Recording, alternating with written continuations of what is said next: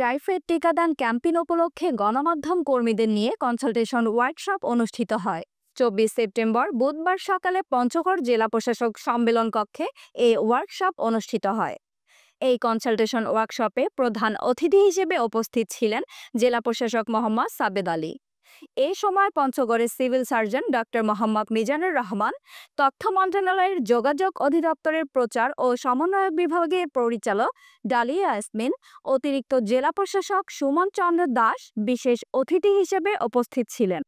টিকাদান ক্যাম্পেইনে জানানো হয়, টাইফয়েড জ্বর থেকে শিশুকে সুরক্ষিত রাখতে সরকারের ইউপিআই কর্মসূচির আওতায় সারা দেশব্যাপী 12 অক্টোবর থেকে এই ক্যাম্পেইন শুরু হবে।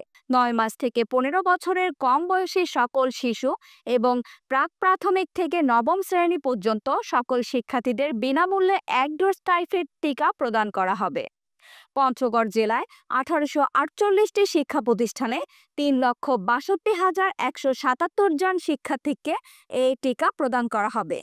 18 কর্মদিবসে 2 ধাপের মধ্যে প্রথম ধাপের 10 কর্মদিবসে বিভিন্ন শিক্ষা প্রতিষ্ঠানে ও 8 কর্মদিবসে কমিউনিটি ক্লিনিকে দেওয়া হবে।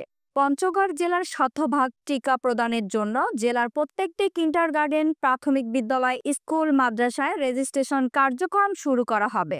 2019 সালে সারা বিশ্বে 90 লক্ষ মানুষ টাইফয়েড জ্বরে আক্রান্ত হয়। এর মধ্যে 1,10,000 মানুষ মারা যান।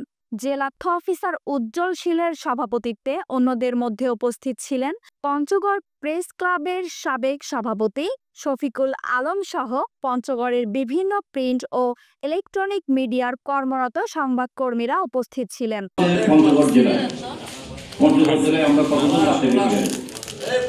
আমরা পঞ্চগড় জেলায় আমরা দেবো 3,62,177 জন বাচ্চাকে। এই 9 মাস থেকে 15 বছর বয়স পর্যন্ত যে টিকাটা দেবো, এটা আমাদের পঞ্চগড় জেলায় এই টার্গেটটা হচ্ছে 3,62,177। তাহলে 3,62,177 আমরা 5টা উপজেলা মিলে এই সংখ্যাটা আর কি 9 মাস থেকে 15 বছর বয়স পর্যন্ত। তো এটা যদি আমরা স্কুল কলেজে আমরা তো এই টিকাটা দেবো হচ্ছে একদম প্রি স্কুল থেকে নবম শ্রেণী পর্যন্ত, প্রাথমিক বিদ্যালয়, মাধ্যমিক বিদ্যালয়, তারপরে মাদ্রাসা আছে, দাখিল মাদ্রাসা, যে কমি মাদ্রাসা, যেসব শিক্ষা প্রতিষ্ঠানে হয়, কিন্ডারগার্টেন, সব জায়গাতে মিলে এরকম আমাদের শিক্ষা প্রতিষ্ঠানের সংখ্যা ছিল 1848টা। এটা হচ্ছে এই 1848টা